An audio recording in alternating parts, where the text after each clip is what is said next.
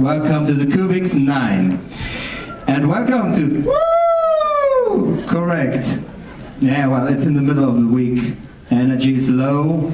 We're saving energy for the weekend.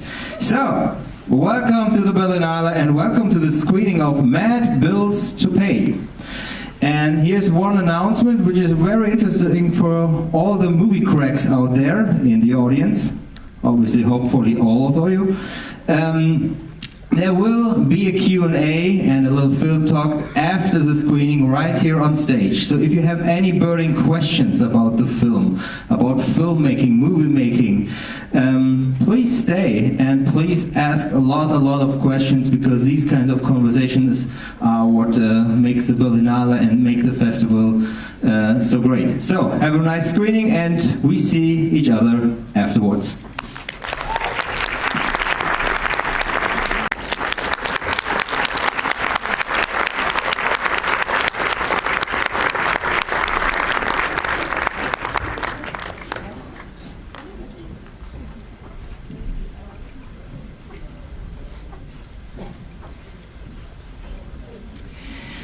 Guten Abend, meine Damen und Herren. Good evening, ladies and gentlemen. My name is Jessica Kiang. I am a member of the selection committee at the 75th Berlinale, and thank you very much for joining us here for this screening of the fantastic Mad Bills to Pay, which plays in our Perspectives competition, which is for 14 first features from all over the world.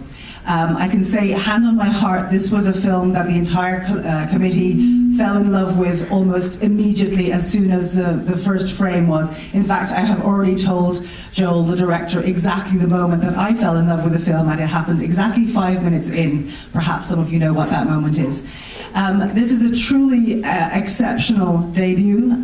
There's a huge amount to talk about. I love talking to these guys, so you have to really work hard to interrupt me. And it also is quite difficult to see out in the audience. So if you have questions to put to them, please make sure you get the attention of one of our microphone holders who are here, and they will wave at me until I shut up and let you speak. But for the time being, can you please welcome to the stage the producer of Mad Bills to Pay, Paolo Pedullà.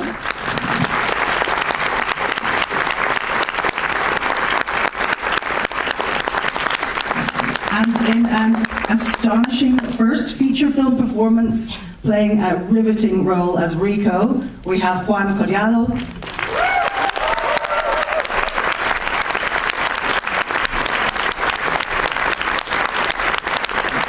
And of course, we have the writer-director of Mad Bills to Pay, Joel Alfonso Vargas.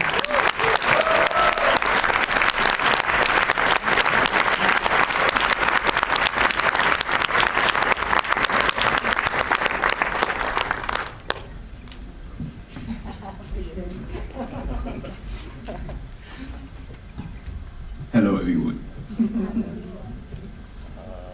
We have some other members of the crew. Okay, yes. Should I call them up? Yeah, we have Andrew Grell, who's the production manager, if you want to come up. There's other members of the crew with us. And Benjamin, the colorist, and Dominic Fuego, who is our post-supervisor.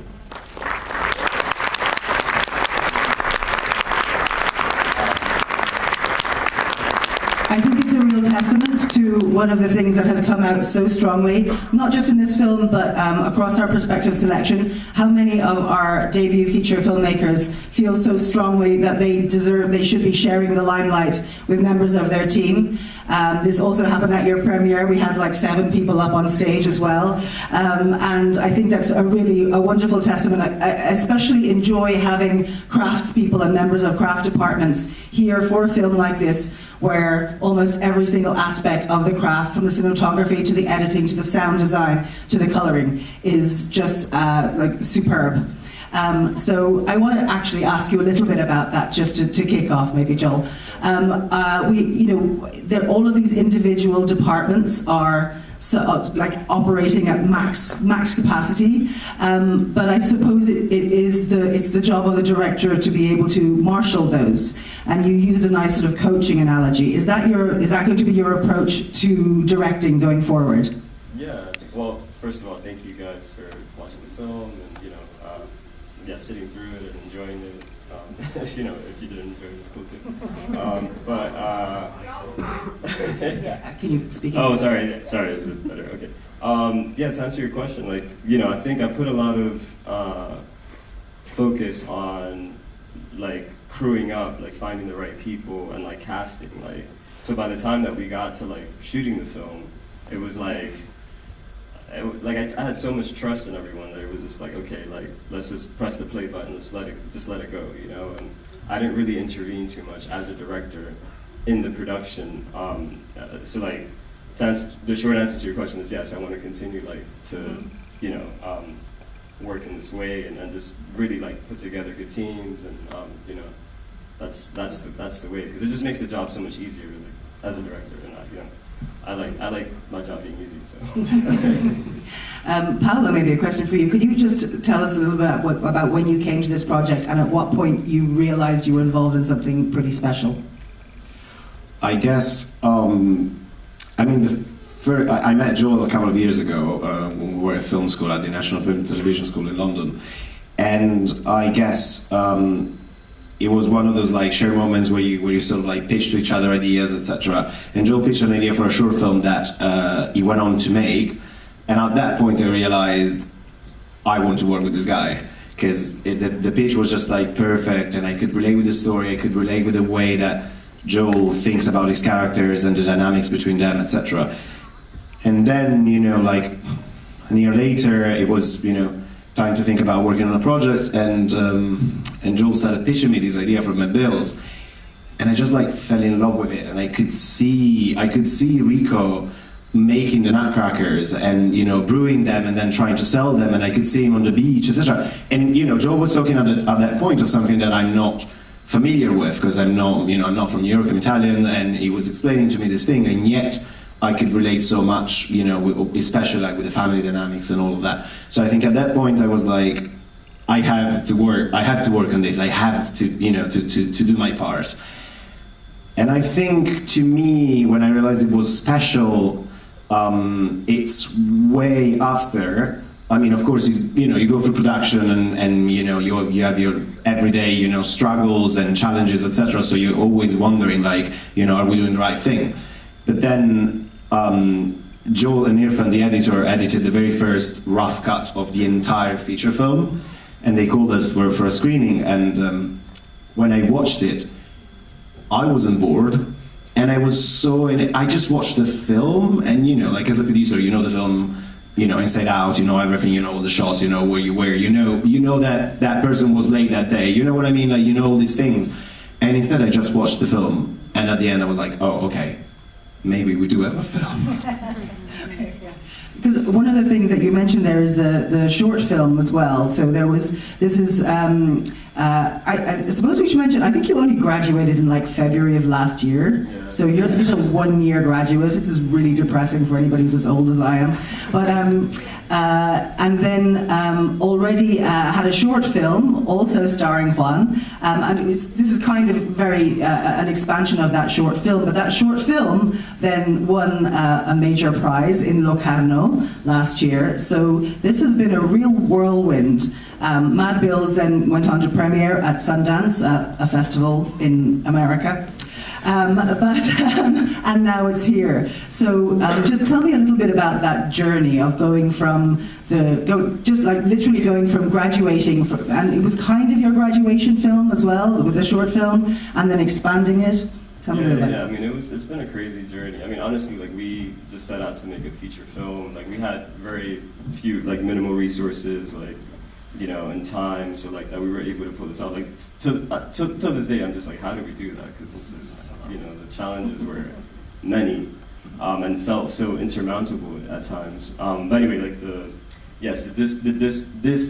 this short feature film grew out of a short film, and the short film was made for the National Film and Television School as our graduation project. But really, what we did was that we sort of like finessed it so that we basically shot a feature. We told them we were going to make a short, we shot a feature, and then what we submitted as the short film to graduate was like the first act of the feature. So like, you know, so we had. So you cheated. I mean, we bend the rules. Yeah. But it's just like, it's just we wanted just to seize the opportunity because like, okay, we're like all coming up as professionals, young professionals in our respective crafts, and we're all together in New York City, like basically there for a school project, so it's like, and obviously everyone is.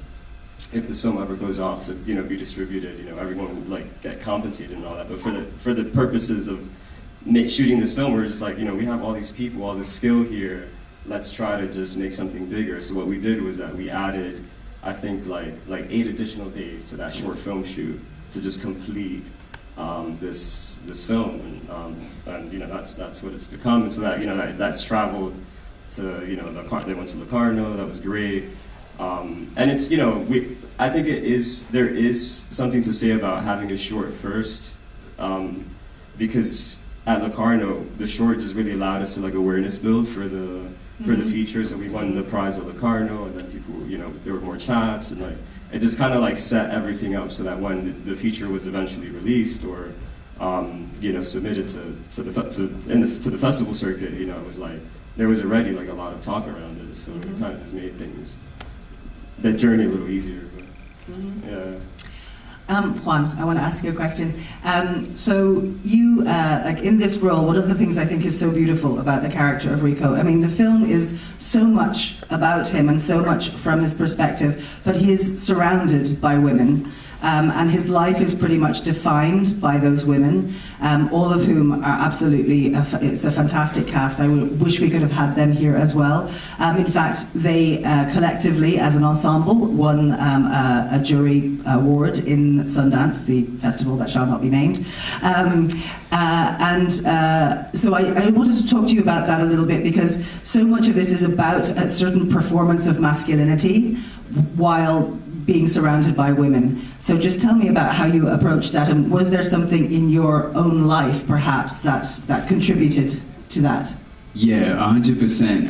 I grew up without a father, so I'm half Dominican. The character's full Dominican. My dad is Dominican, so I didn't grow up with my dad. So I really held that sense of not having that representation in my life. So the women in my life, they're very, they know who they are, they know what they want to do, they're very strong, driven women. And you have this character that I am that's lost, trying to figure things out in an impoverished neighborhood, and growing up without a father, no male figure. So it's really, one shot that always like, it's just so crazy to me is when the mom, Destiny's mom, my baby mom, her mom, which is Andrew's mom in real life, all hands on deck, all hands on deck. We called in a lot of babies. One day you could be a sound person, next day you will a star. Anyway, so his mom, when Destiny's mom comes to pick her up, and then it's them two right here, you see Sally and my mom right here on the wall, and I'm in the top of the frame, and then it's like 3 seconds in, she's like, you don't have to be this alone, and I'm like, you're not alone, which is like very like young-minded, the way I responded. But when I see that scene, it's the male figure going out, leaving the frame, and you leave the two family of women, 4 women, 2, each have a young daughter, a teenage daughter, Dominican, in the Bronx, and they're just split in between each other. And that's like very symbolic to like what my character is and what he contributes, what he doesn't contribute. And that frame just really hones it for me, because right after Sally and what's it called, my mom, by the way, Johanna Florentino, my mom, amazing actress. Natalie Navarro, my sister Sally, amazing actress, and Destiny Checo, amazing actress. This is actually her first performance in anything, Destiny Checo. So then,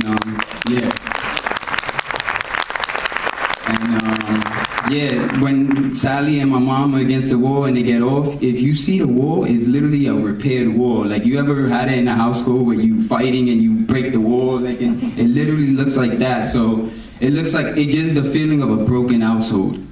And you have these women trying to repair it. And you have this guy that doesn't know anything, and he's clumsy, he's very nonchalant, he's very unknowing, unaware.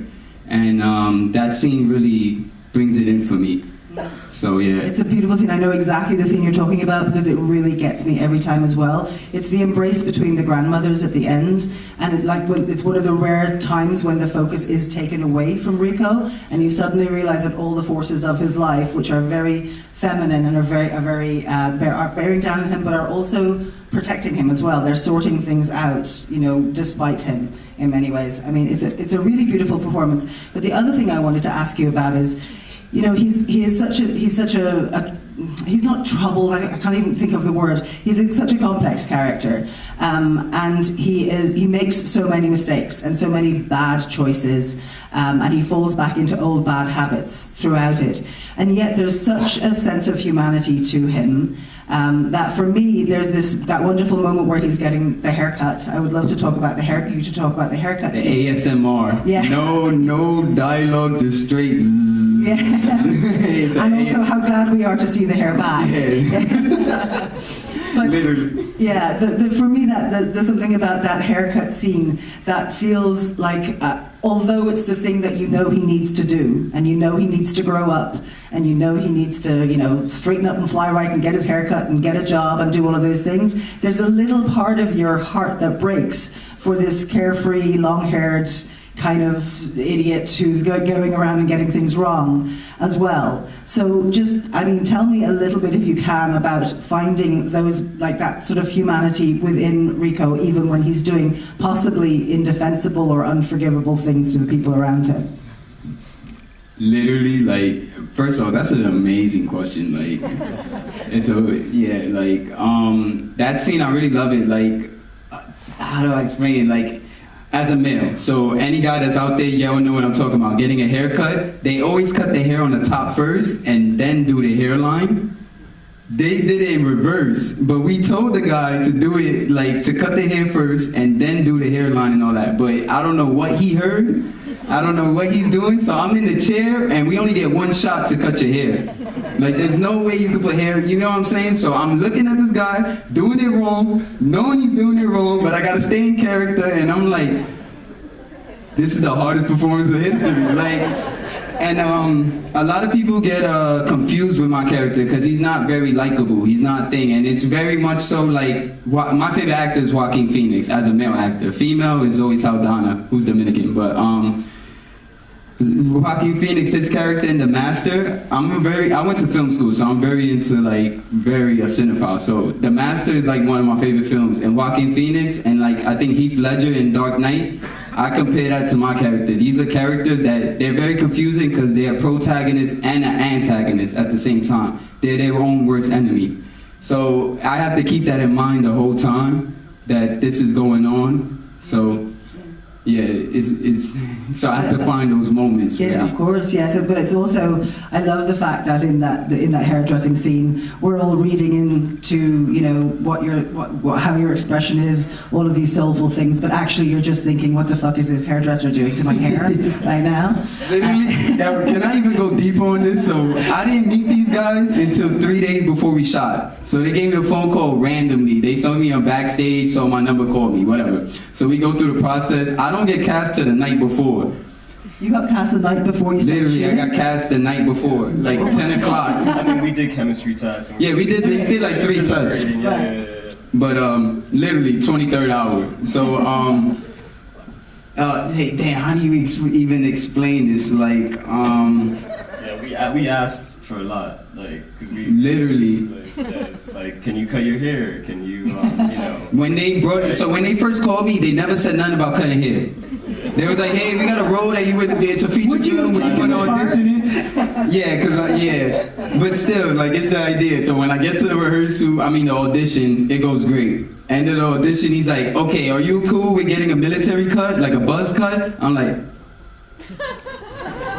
and it's 2 days before, and I'm like, yeah, I want the role. But in the back of my head, I'm like, damn, they ain't say nothing about this. I'm like, yo, what other left hook they gonna hit me with when I get? So it's very much, it was hard. It wasn't hard, but I trusted these people. So that's really what the focal point of the whole performance is: putting trust in these two, putting trust in these people right here, knowing that they were gonna do me justice in a sense. So I was able to be liberated, let go, and let it take its course. And it's funny, I didn't see the short film. I didn't see the film until it first premiered, the feature. I didn't even see the short film, I didn't see nothing. So I've literally trusted these guys to the T, like, with everything, so, yeah. That's lovely. Thank you, guys. Yes. Andrew, this is a guy that literally, we would not have a production without this guy. Him and his mom literally put on so many hats. They got a closet full.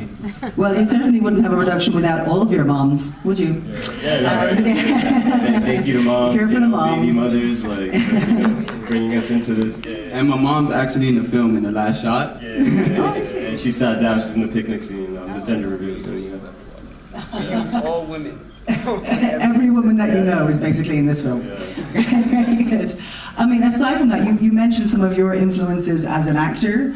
I know, like oh gosh, we've only got 5 minutes. Okay, so I know the shooting style is so particular here. I wonder if you can just tell me a little bit about the influences there, because I know you're also, from film school as well, and I think that there's some very conscious, like calculated decisions that you make, especially with these locked off shots in which so much life is allowed to simply happen, but it's a lot about picking that angle and finding that moment. Yeah, no, definitely. I mean, the main sort of influence was like the Bronx, and like oftentimes like we have like films about New York are shot in a very specific way. Most of them like with like they're very frenetic. There's a lot of like shot reverse shot. Like you think about like Uncut Gems or like any Safdie brother. It's just so.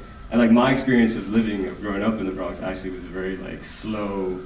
Almost like sometimes, like it could be boring as well, because you'd be like, hanging out on your stoop with all your friends, like people were playing dominoes, you're just watching the cars go by from time to time. This is like New York City in the summer, like the kids are playing out in the hydrant, and it's very like, you feel like you're on a Caribbean island, like to be honest, like it's really slow. So I think I wanted to bring that to the imagery in a way.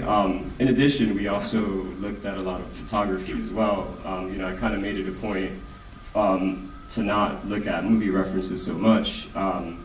Because that tends to be the case. Like people like go on Shot Deck and they're looking for like I was just like So we looked at a lot of like photography. We looked at Wayne Lawrence, who actually shot a photo series on Orchard Beach, which is the beach in the film, called Orchard Beach, the Bronx Riviera, and that was like our key reference. Like I could point to like images like because these were portraits like. A portrait of like a guy and be like, okay, that's Rico. We're looking for a guy that looks like that for Rico. We're looking for a girl that looks like that for Destiny. And then we looked at a lot of Bruce Davidson as well, who shot like a photo series called Subway and East 100th Street. Just for like, textural kind of like grit and stuff like that. So, and then obviously in my heart, I kept a lot of cinematic references that I was like reluctant to share with the team, because a lot of the team was foreign, so I just wanted to just like task people with like, I want you guys to just be really present in the Bronx, like don't bring any outside stuff to it, like really feel the space so that you can connect to it. But yeah, like Maurice Pialat is someone who I looked at a lot, and John Cassavetes, of course, and Ulrich Seidel from Austria as well, sort of, the tableau kind of form. And, yeah. I mean, yesterday you must have mentioned, actually maybe Emmanuel could comment on this. Just for me, one of the really striking things about it is I've never seen the Bronx look like this on screen. There's a certain cinematic idea of what the Bronx is and what it means. And this is completely counter to that. Like you're saying, I've never seen it as a kind of a sunny, summertime, beachy type of place. That is not the way it is imagined. But despite the fact that both your cinematographer and your colorist are not from the Bronx, I think, Emmanuel, you're saying like it was just one of those things that even though you're not from there, you got that vibe so strongly from the material that you were given. Yeah, so influence I had as well. Films that I had in the back of my mind, the film Moonlight, and also the series Insecure, because it's quite new to see like people with darker skin portrayed made to look like really shiny. In that sense, so that's something I had in the back of my mind as well, along with that photography. So like just make everybody look like good and glow. and like have like strong skin tones. Yeah. Yes, I think you were saying that about Juan. Juan has like the perfect skin Yeah, tone. like it's always like we literally we knew the scene was balanced, the shot was balanced. When his skin, it would hit with the look we made, it would be gold. It would be gold. Yeah. Yes, I know that's a beautiful idea altogether. I mean, Joel, is there anything you'd like to close with? Yeah, I mean, again, thank you for watching the film. You know, yeah, just support the film. You know, we're still trying to find distribution, so like if you could write something positive about it, you know, definitely do that. But yeah, thank you so much. And you know, if you want, like, we're on social media. If you ever want to reach out and you know, chat to any of us. They're a super inspiring bunch. They're absolutely wonderful. I also think what's so amazing as well, having spoken to you guys a bunch, that for me, the greatest scenes in this film are scenes of arguments and scenes of fights. I think you capture the rhythms of a family argument, the way it flares up and dies down and then flares up again over the stupidest things so well. And yet when you speak about the film, and there's just so much love here and there's so much accord and harmony. Yeah, for sure. So thank you so much. Thank you all for being here. One last thing, you know how this is the 75th anniversary, and the scene where we're in the shop, it literally says serving the Bronx for 75 years. There you go. It was written in the stars.